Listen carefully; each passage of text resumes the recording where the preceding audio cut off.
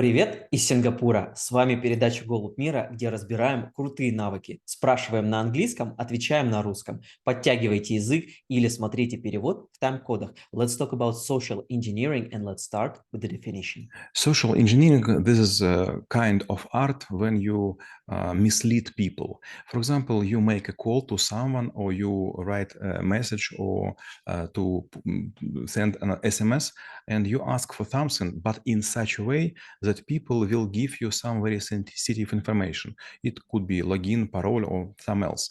And it was a very long story and it started exactly for me. It was from Kevin Mitnick. It was a great social engineer. Someone mix him with hacker, but I don't believe that he is hacker. He was trying to make calls for local companies like NTNT and so on, and he was asking operators to give him some technician codes, and these codes allow him to make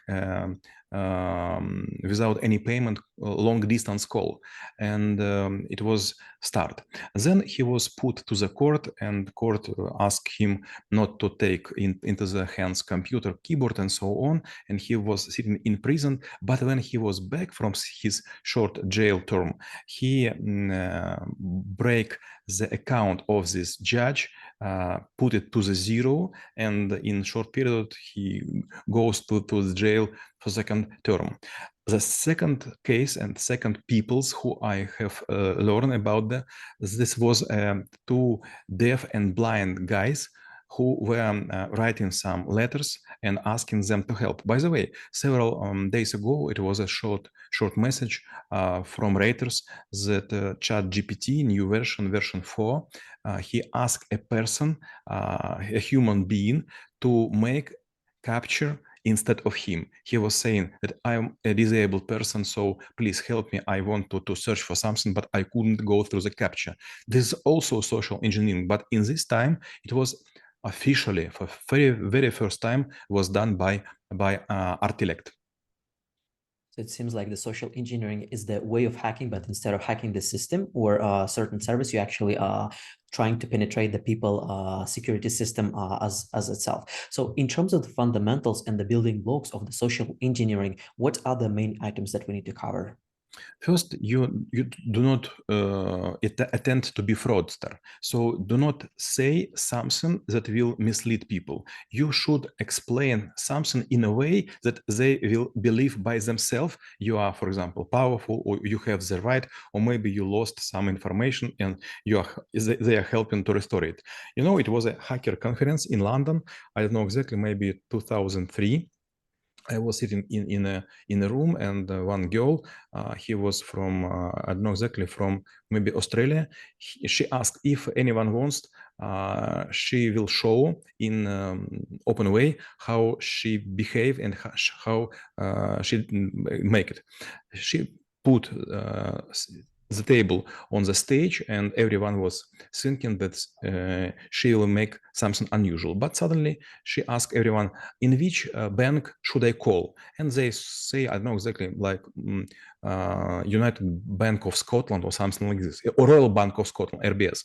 And she made the call, and from other part of the line, it was a girl, and she asked that, sorry, I have to pay a bill for 20 pounds, but I have no right to computer of my husband, and he now in hospital, and I don't want to put this for a long time. And expectedly, the operator is rejecting, and she said, I will not transfer your money because this money of your husband are untouchable until he will give his special word. And suddenly this social hacker put recording. She found exactly when we see it from YouTube, it was a crying of a baby. And suddenly, this operator was hearing this voice, and this woman, hacker, she said, but I have a baby. I have so much work to do. Maybe you will help me. And suddenly, in front of us, we saw this 20 pounds were transferred from account of innocent man to the company, which are expecting them from some other person. Well, that's quite impressive. And in terms of the levels of mastery or skills of the person who is the social engineer, what kind of paths they need to go in order to be able to become so-called like a social hacker, like as a top-notch person? First, you should know the language. This language is like a camouflage for you. For example, when we are working with my wife in different countries, I often come to the bank branches and I behave myself as a big boss, but from other country, and I ask guys to show me everything, and I know the rules, so I show them respect. I show how I should behave, and they show, for example, me storage with the money, and my wife is always, if they will call the police, I was saying every time, I do nothing what is prohibited. So this first level. Second, you should know that some person are very tricky, and some person they are working, for example, for police, for military, for some kind of security. You should recognize them. So use just easy targets. Do not come to the difficult one. And third, you should know your responsibility. There is a Russian book which is called like 12 Chairs, and there were a main hero. He was saying you should read and know criminal case book.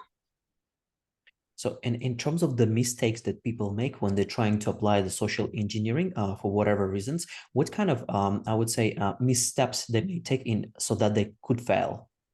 First, they try and to represent themselves like a different person. For example, I will come to employees of Maxim and I will say, I am deputy of Maxim, I am his personal assistant, and so on. This is not a good idea because it could be checked and you will fail at once.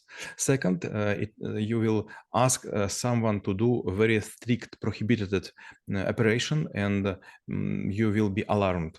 So this is not a good way. You should start with something very slow, very small, and very easy. And last one, when you are working with people who have some resources, never put them on risk. For example, there were several times when I was head of security of Alpha Bank in Kiev, when social hackers were trying to put to our cashiers fraudster money, or they were asking for rubles instead of hryvnias, or US dollars instead of hryvnias, and sometimes it was successful. But the damage for our company was so huge that we were forced to find them through the police, through the video cameras, and through the civilians. And let's say we actually act on the behalf of the red team, the one who actually does all of the offense, and we're choosing the vector of our attack. So what kind of consideration we should put in our mind? And my next question will be, let's say we're actually the blue team, the one who is actually doing the defense. So what kind of a mindset or frameworks we should have in order to protect our business or our employees from such attacks? You know, all people who make fences, they never try to break them. I have several friends who are capable to open the car without keys, to open the doors without keys, and so on. And they do it in a very fast way.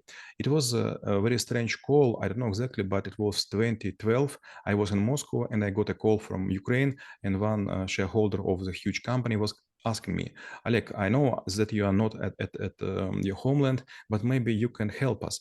Our IT guy was sent by another our shareholder to Egypt on the charter plane, and we don't know where's him, but we should open our server room because we need access to our database of contracts.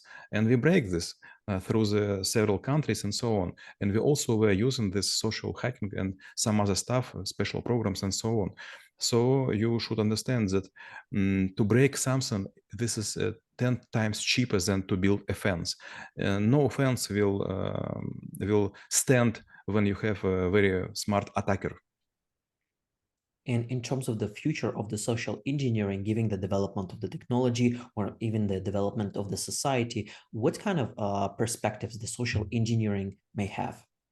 You know, when I found that we try to use not a cash but plastic cards, I was really horrified because I am as IT guy. I know how to cut a person from the line in all means, and you know this is already happened.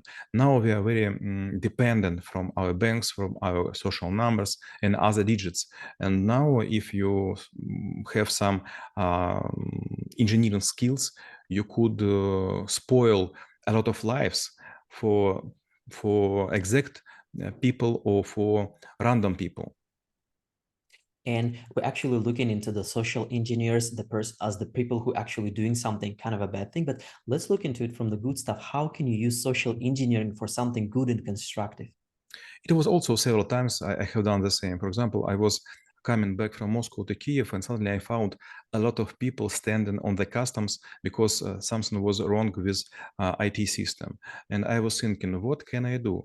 Suddenly I realized that I can make social engineering.